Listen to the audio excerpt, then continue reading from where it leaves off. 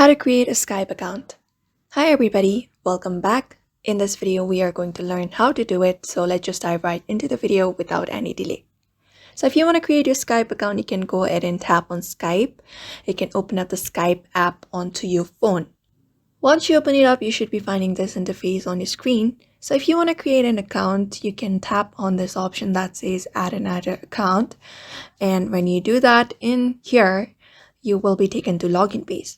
Along with that, here on the next, you should be finding new account, create one. So what you're going to do is just go ahead and tap on it.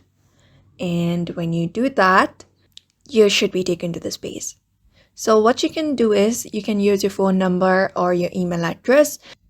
So you can type in your email address in this email address section, tap on next after that, and you need to create a password for your account. So go ahead and create a password here and tap on next. Once you do that, you need to enter up a little info about you, your first name and your last name. After that, tap on next again. And after that, you should be receiving an email code. So you need to enter the code here and tap on next. And then there you go, your account has been created on Skype. Now you can start chatting on Skype. So that is it for now. This is how you create your Skype account. So I hope this video was helpful and thank you for watching this video.